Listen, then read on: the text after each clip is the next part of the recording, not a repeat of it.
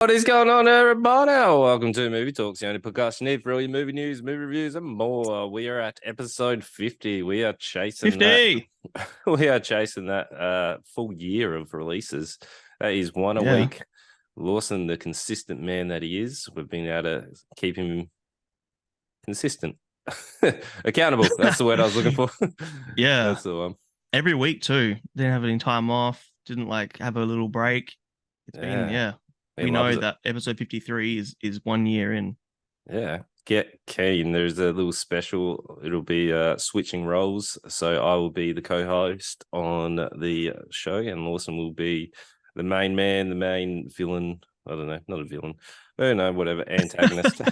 It is Yes, I what it have is. plans. I have big plans for the 1 year anniversary Yeah. episode. It's gonna be a bit longer.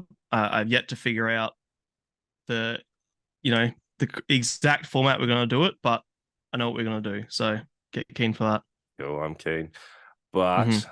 we've got a lineup for you this week. We've got two Netflix releases, which is The Outlaws, which is a Netflix original. We also have a Yep. Zom 100 Bucket List of the Dead. And then we've The got anime. the anime. And then we've Yep. got the new Wes Anderson Asteroid City. Things are going to get weird. So be Yep. prepared for that. I have predictions, but All right. I'll make them later. Okay.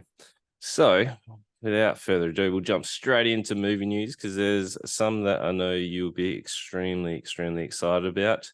There is Okay. a brand new movie out by two creators that you're excited for. Also, we will be looking at it next week, which one Hell of yeah. our Ryman TV community streamers, his fiance is in it. So she'll make an appearance. It is Talk to Me is out now in Hell yeah. cinemas, which is about this old scary hand. And I know you're pumped for it. Very much so.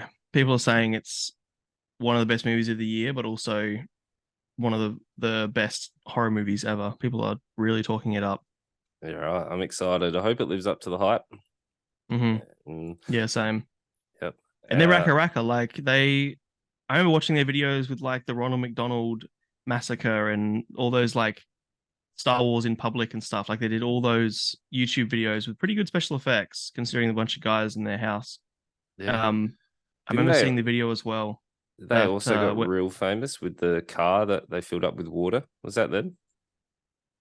I don't remember that one. I don't want to disagree, probably, but I don't recall that one. No. Where they went through the bottle when the car was like filled with water and they had to pop up the top. I think it was with like Jackson Doherty or whatever, like that Oh whole right, sort of I didn't see that one. that movement because it made Oh, I like don't know that Channel one. Channel 9 News and everything. Like Oh it really? went real viral, No shit. and they had Oh, like they the did like a police Halo make versus the Call of Duty, and okay.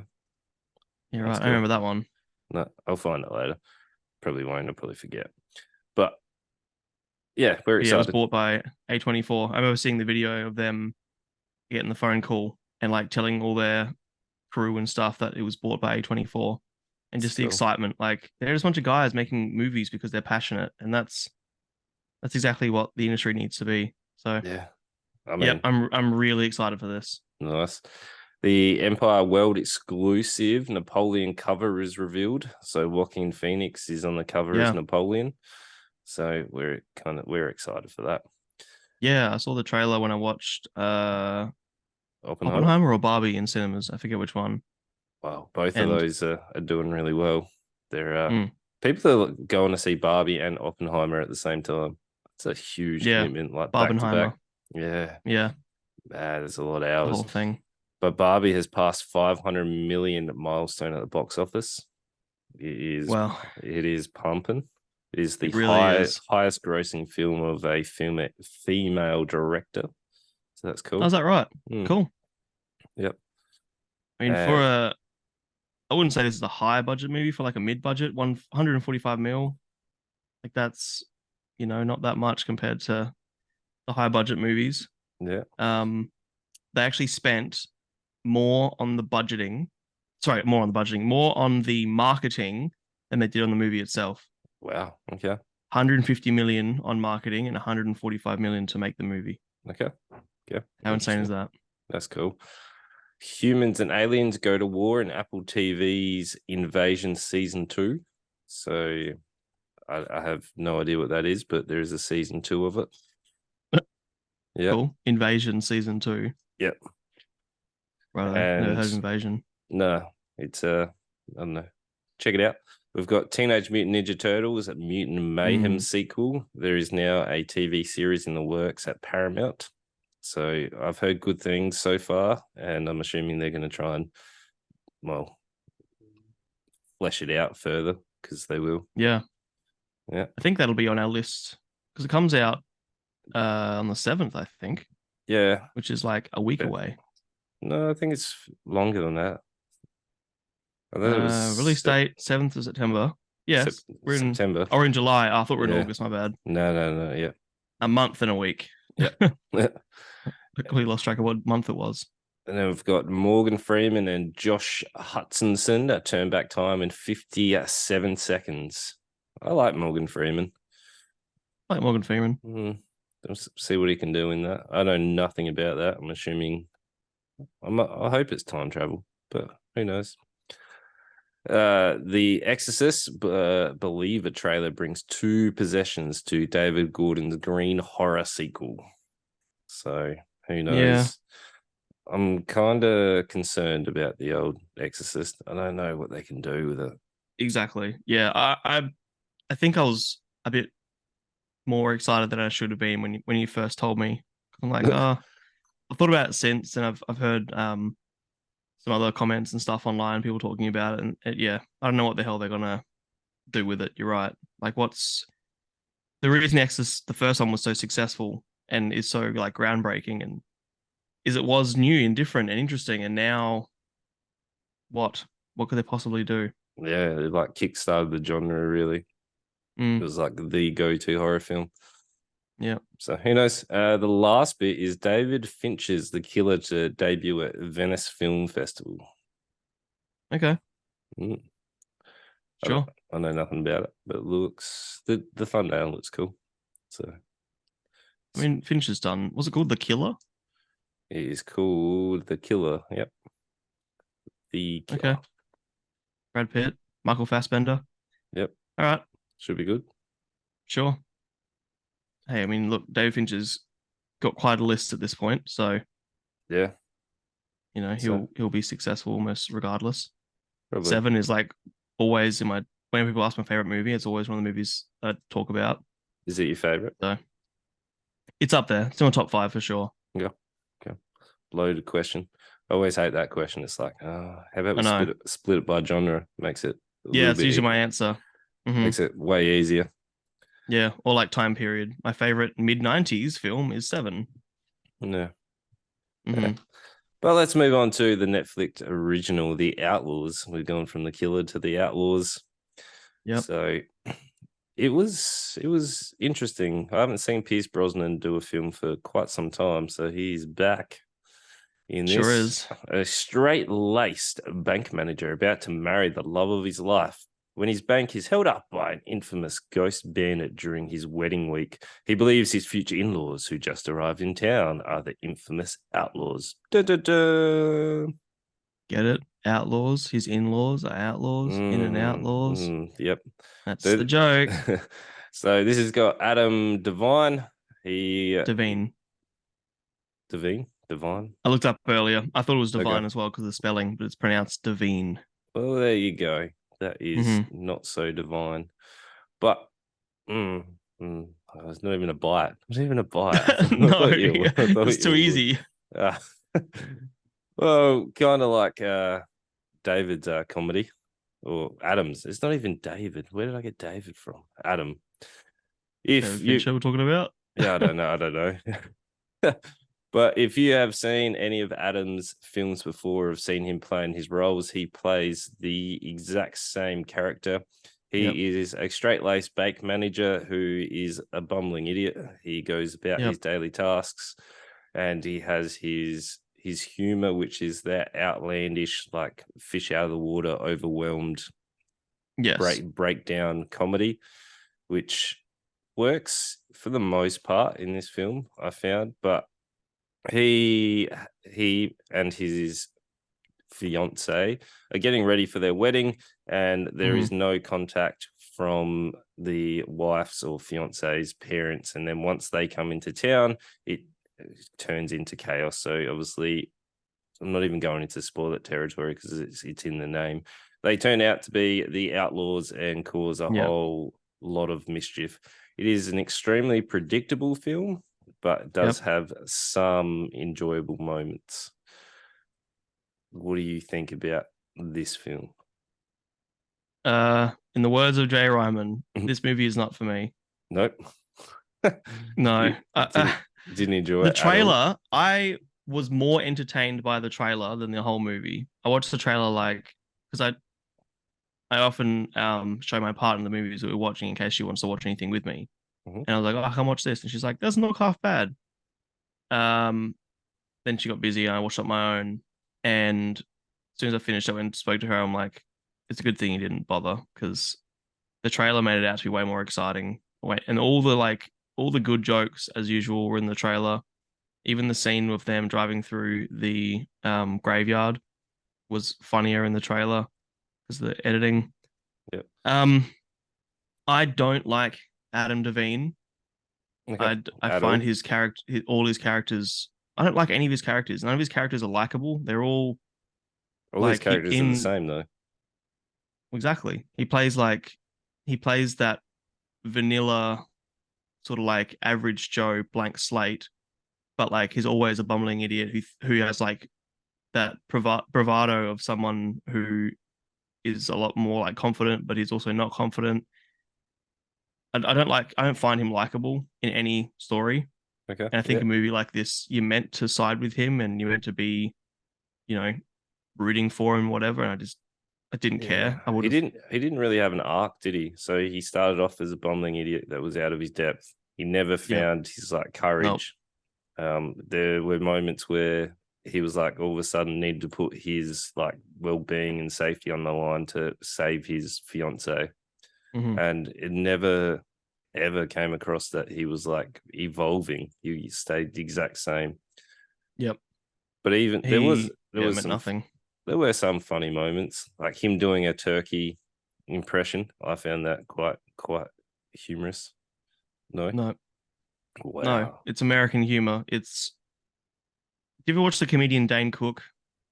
yeah, Just I remember him. his his comedy is just loud, like loud and noises, and that's the joke for the majority of his punchlines. I don't find that funny. I Okay.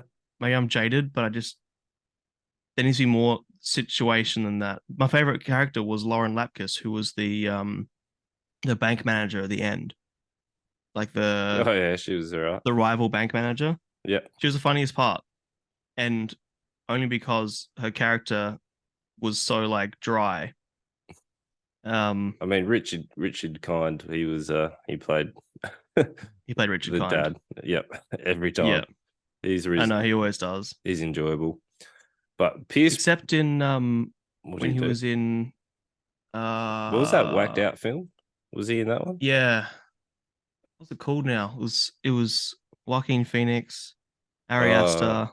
something about Neil or Nigel never grows up or something or other. Oh Walking my god, I can't remember what Phoenix. it's called. Yes, I like that movie. Yes, he played something different at the end. He was like a lawyer. Yeah, Um, no, that film was wacky as. it kind of felt one of my notes I wrote is like, is this meant to be boring? Like in the beginning, when we're just getting to know the engaged couple, are they meant to be boring and vanilla? And if Yes. that's true, then don't give us like paint them in a comedic boring way. Don't paint them in a I can't wait for their scenes to be over way. I thought they were just meant to give you a slice of life of their mundane, like she's a yoga instructor and he's a straight laced like bank manager. I think they did reasonably well showing that they were just average Yeah, day they in, did, day out. Look, I think but that was fine. it wasn't funny. It's kind of if I was at a party and I'd met either of these two people, I'd be waiting for the conversation to finish so I can walk away and talk to somebody else I actually like. But I think that was the whole setup. It was meant to be a straight lace, and then it was meant to have the parents come in and shake up their entire foundation. Yeah. which they But I think did. you can do that in a funny way because there was no comedy at all in the first like half an hour. Him dancing, shaking his groin. That's the joke. Yes, that's his humor. That's his entire humor. He Yeah, played the. exactly. It's not for me. It's not It for was me. it was like the guy from Pitch Perfect came in and all of a sudden Mm-hmm. found a fiance. Like he played that same character throughout. And like 100%. Pierce Brosnan's accent, I don't think it stayed the same the entire time. Like, No, was he supposed to be like Irish or like where was he supposed to be from? I don't know. He was Irish, he was Scottish, he was Welsh. Then when he was in The Mask, he had no accent, which I mean was probably intentional because he's probably trying to hide his accent. But then there are scenes later where he's like yelling and he's yelling in a purely English or American accent. Um, It was so all over the place. And Absolutely right. for a man that was like pinnacle James Bond for me, he did Yep. not have any of the swagger or anything that he used to have. Like I don't know if that was intentional or if it's just he Hmm. doesn't care anymore. Like what's the I was so Yeah. disappointed with his character. I was expecting like a smooth criminal coming in. Like that was the whole Yeah. point. Like because they're like boss Kept mentioning or it too. whoever was meant to like fantasize about him. He Hmm. was like to be the smart, sexy outlaw, but Yeah. no, Yeah. just never came across. Well, every scene that I liked was either a scene with Richard Kind when, especially the scene where, like, I loved, and this was in the trailer too, but I love when he met Pierce Brosnan. He's like, "You're a very attractive man." It's like, "Thank you." It's like, I didn't say it was a good. It wasn't a compliment. It's too much for me. Like, I like that. Um, I also like any of the scenes with, yeah, you mentioned the boss, whatever her name was. The bad guy in the end, the one who kidnapped. She was fun because she was just chaotic. Yeah, she was such a contrast to everybody. Like I was Hmm. expecting the bank robbers to be like that level, but they weren't Yeah. even like smooth criminal kind of level. They were just sporadic with like nothingness to It was a. a tone shift. It was like a They felt like they would have suited like a heist film, but this is a comedy. yeah, I don't know. The mum was pretty dry. Lily, Yeah, I didn't care about her at all. no, She had nothing fun to do the entire movie. no. Um, there was a, the one joke I laughed at, and again, this was in the trailer, but there's a joke where um the mum's like, "You look like James Bond," and they're like, "Which one?" And they said the fifth one or the fourth one or whatever it was, and that's Pierce Brosnan's. Like that was the joke, was that it was Pierce Brosnan's James Bond, and they're like, "Oh, that was a good one." That Yeah, was I laughed, I giggled at that, but again, that was in the trailer. yeah, Yeah, yeah. I don't I feel like know. even It's now talking about this was boring. Like I feel like the energy's dropped since we've been discussing this. It wasn't for me. It's a comedy with barely any laughs.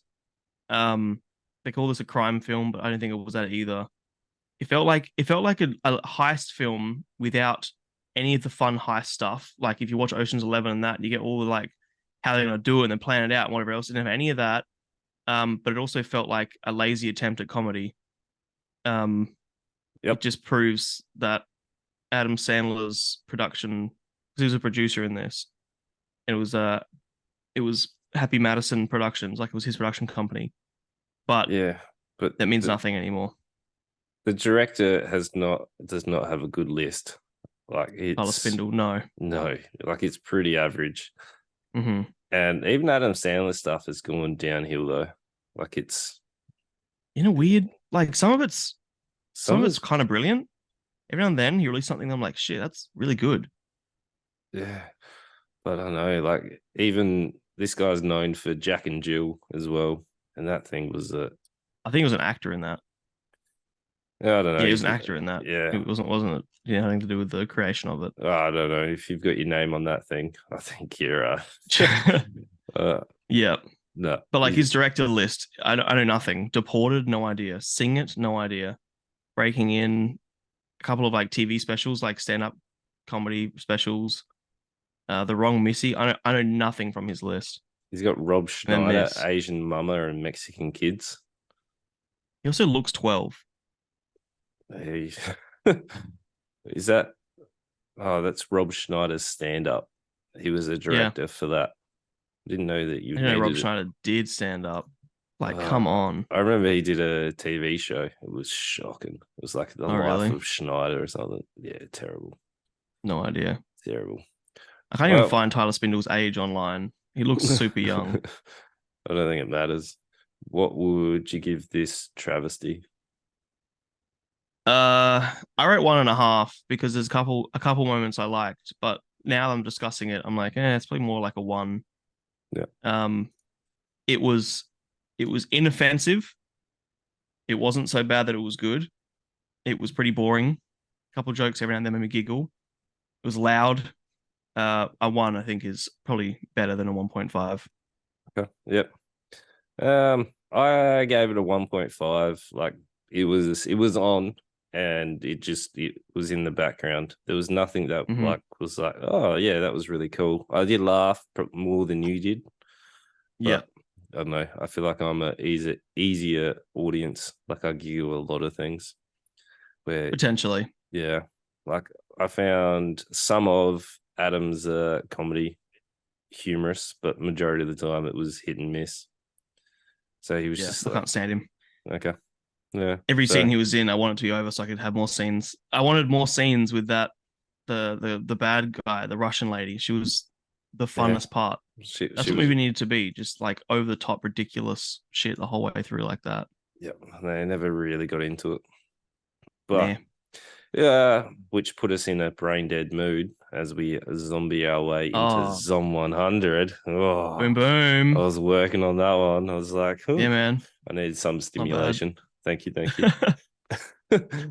But Zom 100 bucket list of the dead. I came into this not knowing a thing. I saw it was just Same. released on Netflix, Mm-hmm. and I'm gonna tell you, it's a much different than I thought it was going to be. I was like, oh, this could just be your standard Yep. zombie apocalypse, and I was like, oh, this could be my thing, but not Lawson's thing.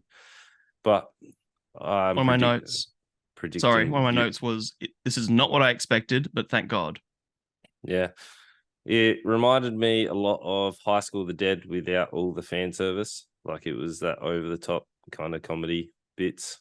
I don't High know School what of that the is. Dead, for reference, is a zombie apocalypse kicks out and then the high schoolers survive, but it's just like stacks of fan service. It's ridiculous. Okay. Yeah. Is that Like, another anime? yeah. There's like one point where they're shooting a sniper and they shoot the sniper and then the boobs like move apart with a slow mo and the bullet passes through. Oh, Like right. it's just That's hilarious. yeah, like it's over the top. Like I had a good time, but the fan service is crazy. But It this gets like Gurren Lagann. is yeah, pretty much like that Yeah. type of vibe. Mm-hmm. A worker in a foreign finance company who always plays it safe on risk reward has an internal list of 100 things you must do to not be 100 things you must do to not become a zombie. I Not always really. I thought that was listed differently in the actual show. I thought it was I feel like that's 100. lost in translation, the IMDb. Yeah, That's I thought that's it not that's not was right, really. no, wasn't it in the show 100 things to do before becoming a zombie? Correct. Yeah. That's why I had to Yeah. stop and then I reread it because I was like, that's not Because that correct. sounds more like Zombieland. He's got his like list of Yeah. how to survive. I love Whereas this, no, Zombieland. the list It's was good. things to do before you become a zombie. It's like, that's why it's called bucket list. Yeah. That's what a bucket list is. Weird. Weird. But the overarching plot is the zombie apocalypse has kicked off and all the people Mm-hmm. are turning into zombies. There is our main man, which is Akira. He Yep. works for this finance company who run their employees into the ground, like they're doing Absolutely. overnights, Mm-hmm. to the point where they have to like sleep in the office. Yep. Working I, like 5 days in a row. is that a Like, as in cultural not thing? 5 days in a row. Because I've seen on like Facebook and stuff where companies in Japan like kind of see napping at the job like a sign of hard work and allow it and stuff. Mm-hmm. Like, is It's is that definitely, yeah, more accepted over there. Whereas I think there's still places in like America and probably even Australia that are like that. But yeah, I think like you said, it's definitely more of a sign of hard work and a necessary evil sometimes in some Eastern cultures for sure. Yeah. So I just assumed that was a cultural thing that doesn't quite Mm, translate to us. But regardless, he's worked to the bone and he works for 3 years. And then the yep. zombie apocalypse kicks off, and that's where the fun starts. So Yeah. at the first half of the first episode is just setting up the character and like what he's gone through for that 3 years. Hmm. Like it's getting us Hmm. to the point where he's just run to the ground. He's got rid of all his friends and family because he's just working nonstop. He has a love who's the office. I don't know quite what her role is, but she is described as the office mistress as well, but also Yeah, has she's the boss's secretary. She's like the boss's two, it's secretary. like the yeah, yeah. The Yeah, what do they call them? PA, personal assistant. Yeah. yeah. And we get the interactions with Akira and her, and you kind of feel like, oh, okay, this is going to be like a love interest here Yeah. without going into spoiler territory yet. But You they will. do a Yep. really good job setting up interactions with characters. Hmm. Like with a short amount of time, like an anime, you've got Definitely. with your intro and your outro, you've got about 15 minutes of actual like footage or like Yep. actual story progression. But the characters, yes, they're done really well, giving you their backstory. You start to feel for them. They have motives. So Akira is just enjoying his time off because of the zombie apocalypse where everyone else is Hmm. freaking out. He's the complete contrast to everything else. Like he's so excited just to drink a beer and then goes on Yeah. a whole escapade of just collecting beer. Like Yep. he's a fun, completely different contrast to the world that Definitely. is your like normal zombie apocalypse, which is your Yep. like fights for survival type of. Yeah. It's very much like he as I was watching this, I messaged my partner and I was like, I love this so much because it's not a zombie story about, oh my god, I have to stay alive and like, the classic, trying to find a cure and whatever. It might become that potentially later, but I hope not. This is someone who is genuinely excited that the world has ended because it means that he gets a day off. It's this whole first theme when he's first like losing his mind is he gets a day off work. Sorry, I shouldn't turn that on. Now I'm talking. Okay, anyway, he gets a day off work is the beginning, and he like starts writing his bucket list, and one of his things is like you mentioned, he just wants a whole day of sitting at home, drinking beer, chilling out, doing nothing. And he runs out of beer and he's upset that he has to go out. Not because the zombies outside, not because there's an apocalypse and it's you know, scary or dangerous outside, but because I just wanted to spend a whole day at home and now I have to go out and get more beer. I have felt that exact feeling where I just want to spend a whole day at home doing nothing and have to go out and do shopping or I have to go out and buy something or whatever. And I'm like, oh, I don't want to. I just want to sit at home all day. Um, I, as I wrote in my notes as well, this is the zombie story I didn't know I wanted, but I'm so glad. Hold on, I wrote, what a fun, fresh take Yeah, because it's different. It's something that I've never seen from a zombie apocalypse story. yeah, Before we get into spoilers and stuff, go and on. he's likable as well. Like he's a Very, likable character, which makes a yeah. big difference. So for action, this is a action comedy, Hmm. unlike the other action comedy that Netflix did. Wasn't This funny or action. no, Yep, this one is funny. They very. have good contrast. The jokes, like as he's climbing down the drain pipe, like this is in the trailer if you want to see it, but he's like, as Hmm. he's climbing down, you got a couple that are freaking out that there's zombies everywhere, and he's like, "Hi, Yeah. Hey. going to the convenience store. Do you want anything?" Yep. Yep.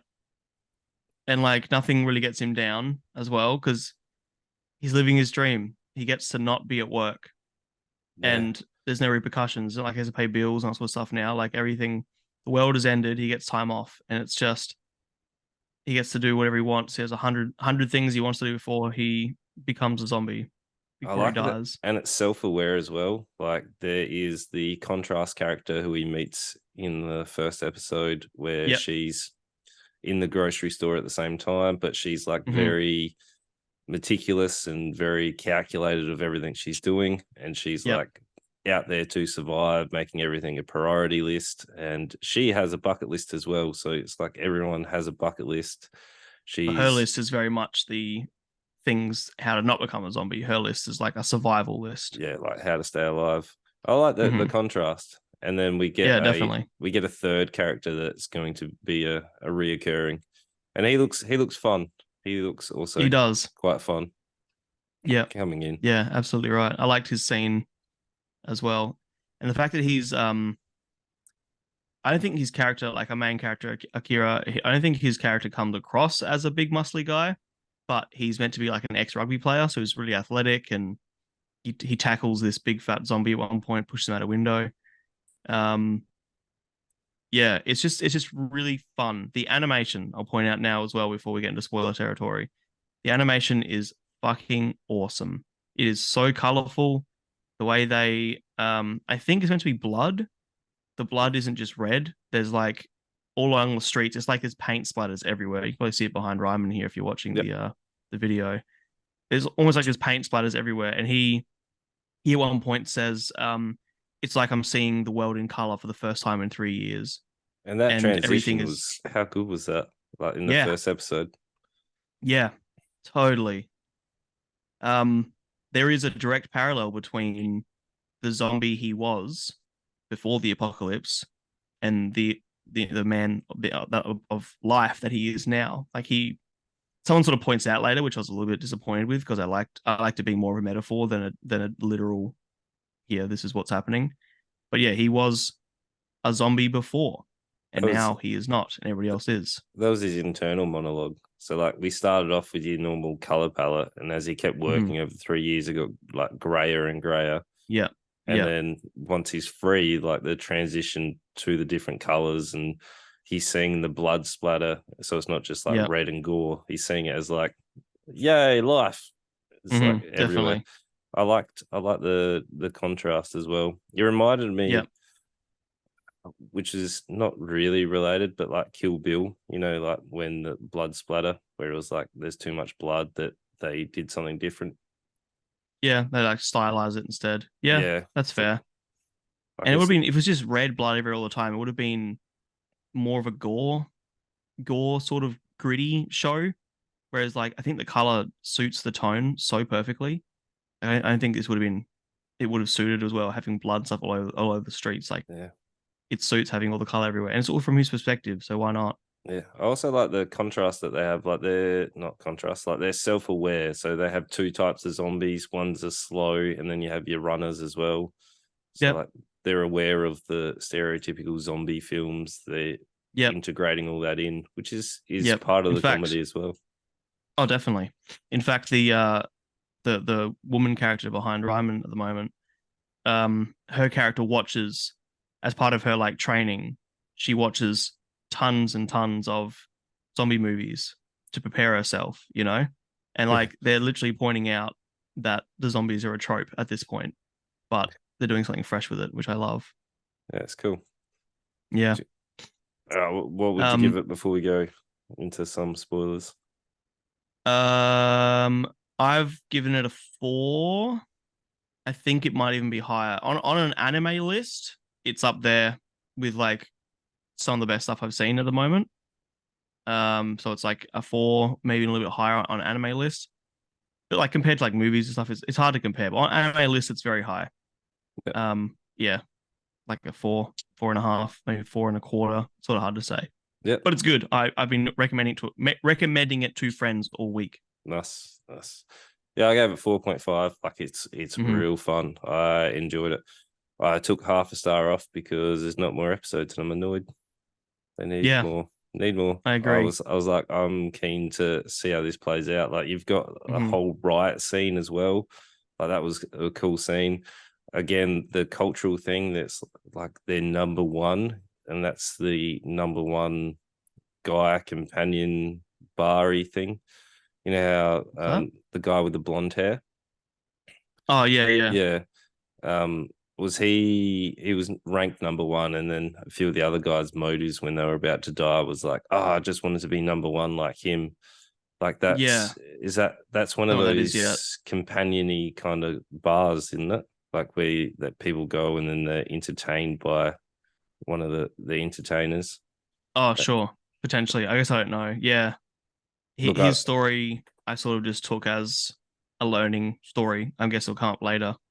yeah, but I don't know. I think that's one of those bars where people come in and they're entertained by like the host. He's like the number one host or whatever. I saw it more as kind of like John Wick.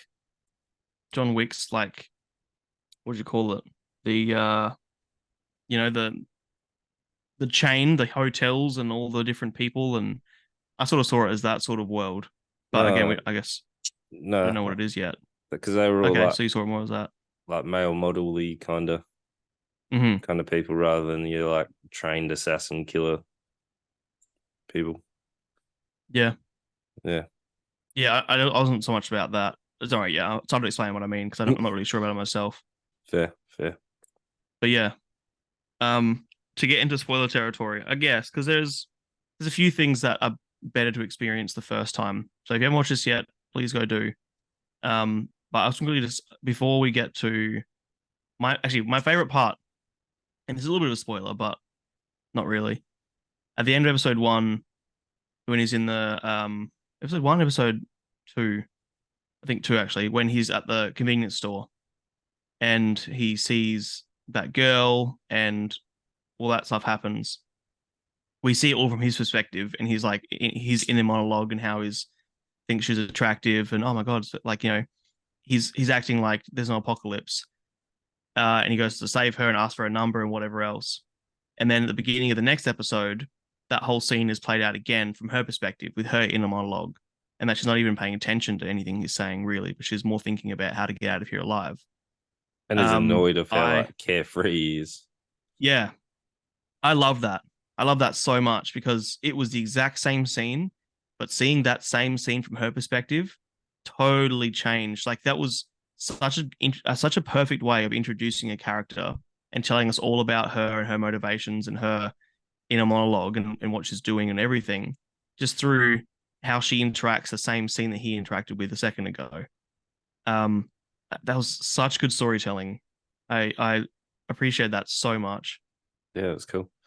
Yeah, so I also like the third character and like their interactions where he's establishing his new like friends and he gets phone reception. Like Hmm. I also wonder how long will the power and everything last for him because like they're in a Yeah, an apocalypse. Like how long will it last? But and like seeing like Wi-Fi and yeah. yeah, even old mate where he does the first jump, like he just throws himself over the building, and then the other guy's more timid, but then once he gets the pep talk, like jumps Hmm. and takes his clothes off. Yeah, Like in midair. it was. I wasn't prepared for the full naked jump, and then the It's pretty little funny. I scratched my balls. Yeah. Yeah, and it's totally playing into because like part of their character is they kind of wish they were back in college together, and part of being in college is that immaturity and carefree lifestyle and stuff. And like yeah, I felt like taking his clothes off was hilarious, but also very fitting Yeah, for the scene. I loved it. I think it's And very they're sitting there clever. together. They're both sitting there naked and eating and hanging out. You're right. I was drinking a beer or whatever they were doing. Yeah. Yeah, it's like the whole show is very clever on how they've done it. Like Hmm. it's paced well, it's cruising, like the characters are fun, and I'm excited for more of it. Yeah. Yeah. Yeah, for sure. I am too. I'm worried because next week we'll, we're gonna watch the film adaptation. So there is coming to Netflix in a few days, 5 days. The film adaptation of Zom 100 is like the live action film is coming. I'm a little worried about watching it because I'm excited to watch it. I'm glad we get to do a direct comparison between the 2 weeks, but I hope it doesn't reveal too much. I hope it doesn't go too far into like what's next. Yeah, I guess that's the issue, isn't it? Especially when there's only 3 episodes out of the anime, and like how much are Mm, they covering in the film? because Maybe like we'll look that up before we lock it in for next week. no, it's really locked in. But even Right. even like the Death Note adaptation, like they pretty much did the entire story in Yeah, in the film. definitely. So I don't know. Or in the Japanese adaptation, not the English one. The I English think one that did they went completely off the rails. I mean William Dafoe as the Shimigami, really good. The rest of it was just Yeah, a dumpster fire of yeah. nothing. Every time I talk to anybody about it, I'm always like, "Yep, Willem Dafoe was perfect. He's the perfect Ryuk." And then the rest of it was a complete waste of time. Yep. Well, talking about wackiness of films, I let's thought you were going to go on. say talking about waste of time. No, well, wacky films. Let's get into Asteroid City. I know Yes, let's. you were excited about this, Yep. and I'm very interested in your take on it because I quite Hmm. like Wes Anderson, but this one, This was different for him. yeah. And I know you were concerned that it was going to be another like just Wes Anderson, whatever. Like he's like in a style. He's just chugging along with his films. I Yep, want, I feel like you're going to be happy that it's different. So definitely. Definitely. This, I'll say right now, if you've never seen a Wes Anderson film, this should not be your first. His stories normally are really stylistic, but pretty simple stories. Like Isle of Dogs, I can explain the entire plot in like 2 sentences. This was like a Wes Anderson film made for fans of Wes Anderson. Like it was like nothing else that I've seen him do. And the story, there's kind of no story, and that's kind of the point. But I'll discuss that more as we go. But yeah, all I'll right, introduce one for sure. So, following a writer on his world famous fictional play about a grieving father who travels with his tech obsessed family to a small rural asteroid city to compete in a junior stargazing event, only to have his world view disrupted forever. I feel like that's a hard way to plot it out. It is the first opening scene is Bryan Cranston filming a documentary. The documentary is about a playwright writing a play called Asteroid City, and then all the scenes we see in color are actually a play. So it's very meta. It's like layers, a documentary about a playwright who's writing this play that we're watching happen. Um, so everything we see in this story in color is actually meant to be like a stage production. I think it comes across pretty well. The story isn't about anything we see in color. The story is all about the playwright and his sort of inner workings, I suppose. The overall story is yes, we see these characters in color anyway. We see these family. Jason Schwartzman plays the playwright more or less. His son, and his three daughters, who are almost like triplets, they get stuck in this place called Asteroid City. He calls his father-in-law to come pick up the girls because he is there in Asteroid City for his son, who they call Brainiac, to do this junior space cadet stargazing thing. He gets an award for inventing being able to project imagery on the moon, more or less. Anyway, so we're also introduced to Scarlett Johansson's character, who's like a famous actor. Her daughter is there as well, who's the love interest of Jason Schwartzman's son. We also introduced to so there's like 5 stargazing children and their parents. So we're introduced to all the different parents as well. Where do I even start with this? As I'm I glad you're know, doing yeah. it. As so the first act, the movie's broken up into acts. It literally says Act 1, Act 2, Act 3 because it's a stage production. Intermission optional, it says. At the end of the first act, well, the whole first act, we're really just meeting characters and going through that process. It's a bit longer than most first acts in movies, but that's sort of intentional. I'll get to that later as well. Second act, they're in the crater. So in Asteroid City, there's a meteor that struck, and I guess that's why it's called Asteroid City. And they're all inside the meteor crater, watching the ellipses they call it, which is more or less I think it's just meant to be like an eclipse. They're wearing these like box things on their heads, which is similar to how the people would watch solar eclipses so they don't stare at the sun. And they are more or less watching these three things line up. And then an alien comes down.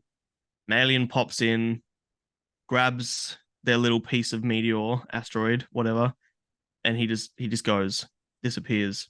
But And then poses the for a photo. whole poses for a photo, which is really funny. I love the stop motion of it. Um, and then he zips off, and then the military get involved and put the whole place in quarantine, and then more or less interview everybody and talk to everybody about what did they see and blah blah blah, and no one's allowed any communication with the outside world. Um, then the kids work together to more or less get a message out and contact a friend of theirs, or one of them contacts a friend of his who's like a junior writer or something. And all of a sudden, behind me, you can see in the pictures, the carnival rock up, the news are there. Everybody gets past the quarantine and they're all, there to see the alien. There's like trains that come in and bring in like the alien tours, and everyone is all there at once trying to find out what's going on with this alien. Then, as it progresses from there, um, the Jason Schwartzman's character is in like a romantic relationship, sort of, with Scarlett Johansson's character. It's more like flirtatious. Then you find out that they slept together and one of his daughters saw it happen. Um, and then they're back in the meteor and they're doing their thing in there again. Another reward. I forget what's happening at that point. An alien drops back in, and he just puts down the asteroid and then zips out again. And then everyone goes home. And then Jason Schwartzman's character steps out of the play and goes back into black and white world. And he goes and speaks to the director, played by Adrian Brody, and is like, what's the purpose of all this? And he's like, I don't know either, but you're doing it right. Like whatever you're doing it right. But I don't know what the purpose is either. And the movie ends with the playwright talking to a group of actors and is talking to them about sleep. And they repeat the line over and over. This is the last line of the movie. They repeat the line, you can't wake up if you don't go to sleep. You can't wake up if you don't go to sleep, more or less, over and over and over again. I think it's either that or very, very similar to that. And the movie sort of just ends, and no one talks about the alien again. And Scarlett Johansson's character just leaves, and Jason Schwartzman's character leaves with his family. And in a weird way, it just sort of ends. But I will get to sort of the layers of meaning to it in a second. But I do want to hear the Jay Ryman perspective. Where are you at? Oh well, this was something. Like I like Wes Anderson films so far, Mm-hmm. and I know they're a bit wacky. And this was another level of wacky. I Yeah. enjoyed the line delivery when they were in the play. Like the first act, I actually had a really good time. I enjoyed the Sure. characters. I enjoyed the awkward weirdness of the comic like delivery. Like even how Mm-hmm. the car all of a sudden like the part falls out and he's like, I don't know, man, I don't know what it is. And he's just like squirting it and like Yeah. there's everything's happening all at once. And like Mm-hmm. even old mate who's the person for giving out cabins is like, oh, you're in Captain 7, but I was doing electrical and roof. And then Yep. it's got no Burnt door, down. but Now you're it's in a tent tent. 7. But Yeah. I don't want to be in a tent. Like there's lots of funny things. But at Yep. the end of Act 1, I was like, you've lost me here. I don't Okay. I don't understand what the hell is happening. Like there's an alien. I get like there's an alien, but what's the whole purpose of the alien? I know like that's what brings people to it. But Mm-hmm. yeah, it lost me after that. Like I was annoyed at the ending. Like there's no resolution, whether that's Yep. gone over the top of my head for like symbolism or whatever. I was like, Yep. I don't care anymore. Get to I that. I just want this to end. So like at the 45-minute mark, I was kind of like, yeah, I'm done with this. Let's move on. Okay. I Okay. really liked the color palette. I enjoyed the Hmm. shots. I thought everything was really creative. I thought Wes has done a great job with his artistic style. The cinematography Yep. is awesome. I enjoyed majority of the characters' interactions. Like they're quite fun with even the main like Jason and Scarlett's interactions. It's Hmm. like I'm a war photographer. I don't ask to take pictures. Like I don't ask for permission Yeah, or that's whatever. permission. Yeah, yeah. Yeah, and it's just like their back and forth was fun, but also like real cringy with like how they talk to each other, like Yep. intentionally. Like it was the comic delivery was interesting and kind Hmm. of fun. Tom Hmm. Hanks plays pretty much Colonel Sanders from the Elvis film as well. Like he plays Oh, that right. I character. haven't seen that. Yeah, good film. But yeah, like I don't know, it lost me, and I think it went too left of field for me. Hmm. Yeah, it's um I watched the majority of it twice. So I watched it once all the way through, and then I skipped through it again, spent like an hour skipping through it and trying to find meaning and stuff before I started looking things up. And it's strange, like at the end, uh, and this is by no means a spoiler. I think if you're gonna go watch it, I think experience it on your own first. Um, but what I'm about to say isn't going to spoil anything because that's kind of the point.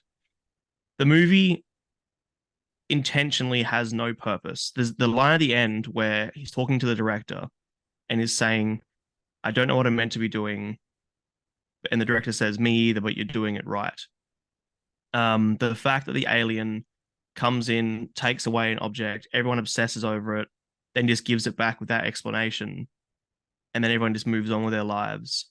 Like this movie's about nihilism. It's the sort of acceptance that life doesn't have meaning, but you can still enjoy the ride anyway. Like you can, even though there may not be a purpose, we may not know what's going to happen. We may not be able to. Um, I'll talk about grief in a second. Actually, I was going to talk about that now, but I'll talk about grief in a second.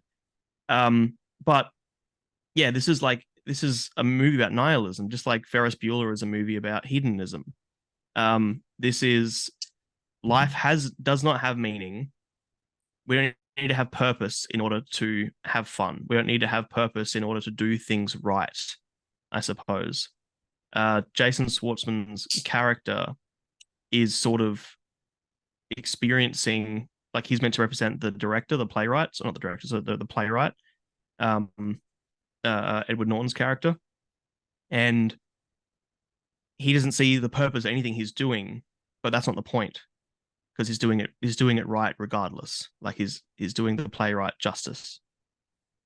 Um, there is a lot of notes on grief as well. So Jason Schwartzman's character loses his partner or his wife, and he's more or less throughout the film going through the five stages of grief. In the beginning, it's all like denial. He doesn't even tell his own kids about it. Scarlett Johansson sort of represents the depression of grief a little bit. She talks about she's going to end up dead with a bottle of pills in a bath one day. Um, we even see her in that position at one point, thinking she might be dead. I thought she was dead. Yeah, for a second I thought the same. Um, and it's that isolation and that quarantine of grief as well. So throughout the story, the characters go through this quarantine and this isolation, and it's sort of a nod on COVID as well. In how like during COVID we had to experience a lot of our emotions in isolation, and that we couldn't speak with the outside world and deal with things like how we normally would in groups and collections.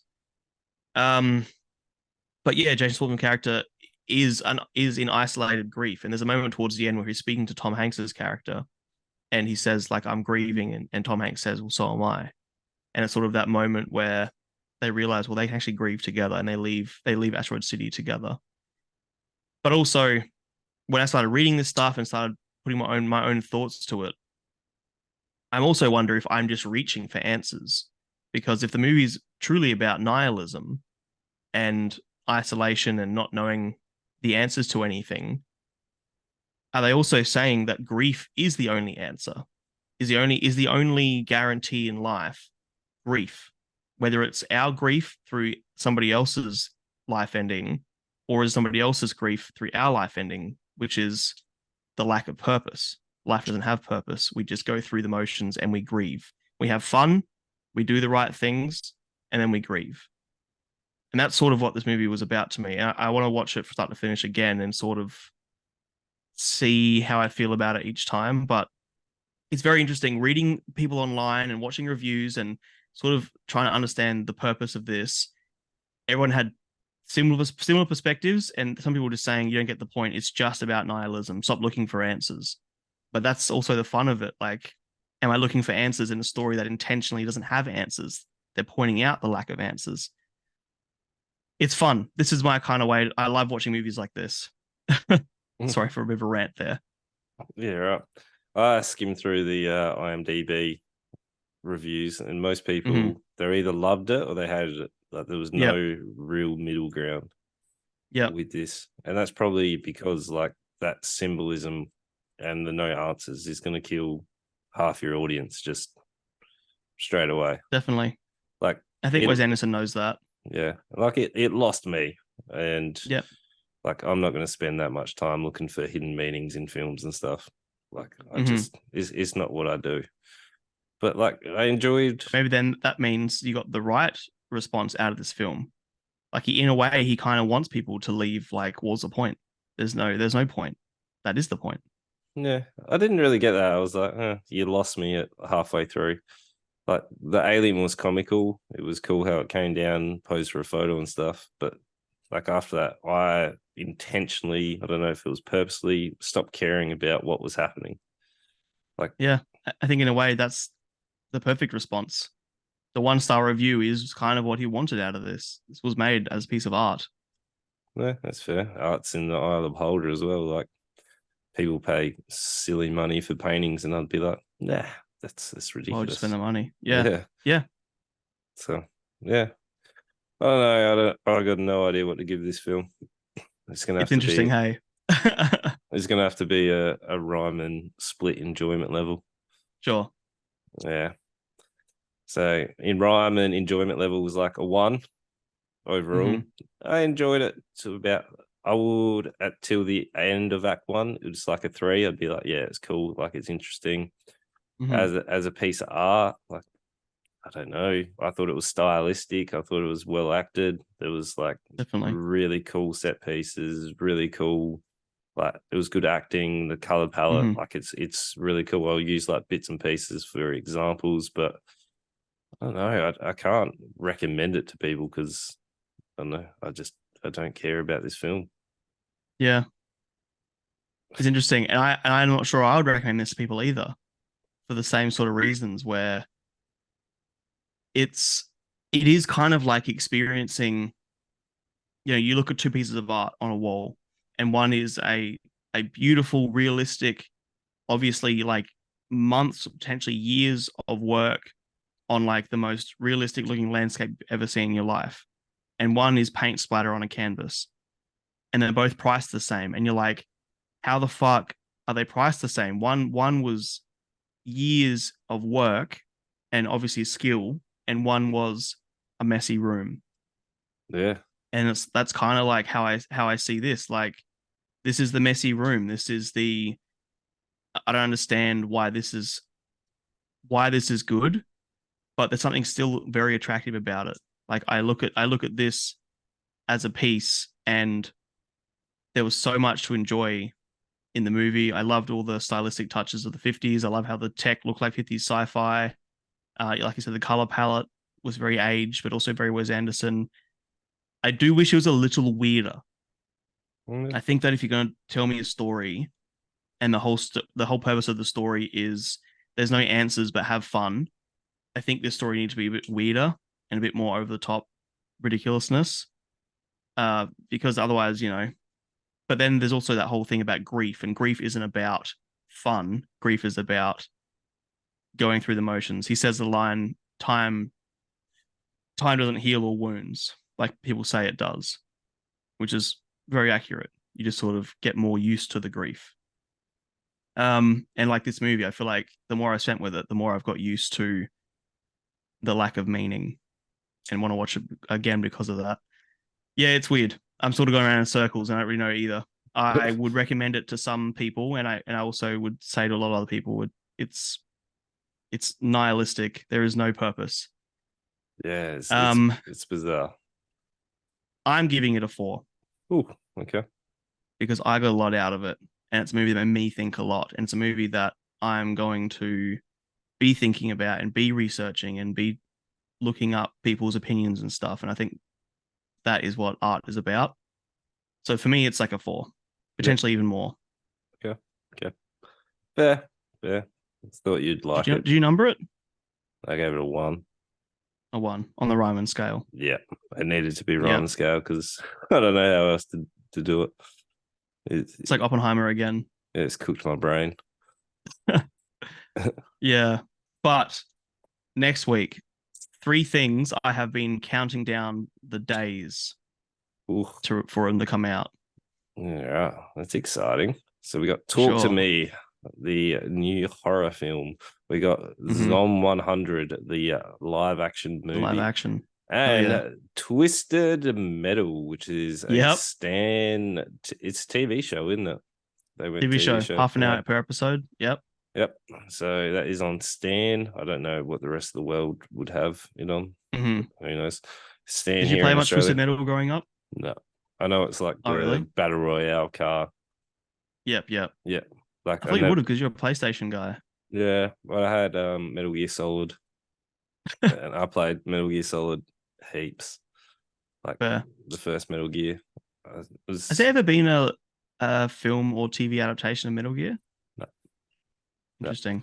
There's been heaps of talks of it, but I don't know that it would translate very well to screen. Like I don't know. Yeah. I don't know how you do it. How much there is. Yeah, exactly. There's so much. Like where would you even begin? Yeah, like just all the codec call information. Like that is just so out there and so much information. I don't know how you'd pack that into like even a 2-hour, 3-hour film. Like it would have to be. Yeah. It'd have to be a series, and it would have to be like hour and a half long episodes. Yeah. Long running series. Because even how many cutscenes are in 3? It's like 7 hours of cutscenes, something like that. Yeah, I think 4's got the most. I think 4. I think 4. They were like, there's more cutscene than actual gameplay time, which is bonkers. But yeah, Twisted Metal. I didn't play heaps of growing up, but I'm excited to see how they turn something as chaotic as Twisted Metal into a TV show. Yeah, I saw the trailers because it came up, and I was like, "Yeah, that's pretty fun." So I'm keen to see how it goes.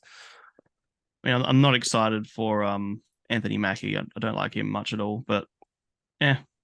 Okay, we'll see. Let's see how it goes, and we'll see you guys next week. So make sure you check old Lawson out. He's Wild Lawson appeared. You got it. Wild Lawson appeared. Yep, he's on Twitch now. He is up and running. You don't quite know when he'll appear, so the name's very fitting. But Mr. Consistency, which is me, you will see me live on YouTube every Monday at 7:45 and Twitch every Tuesday and Thursday at 7:45. So we'll see you guys then, and tell your friends. Tell them all. Tell all your friends. We'll see you guys next time. Bye. Love yous.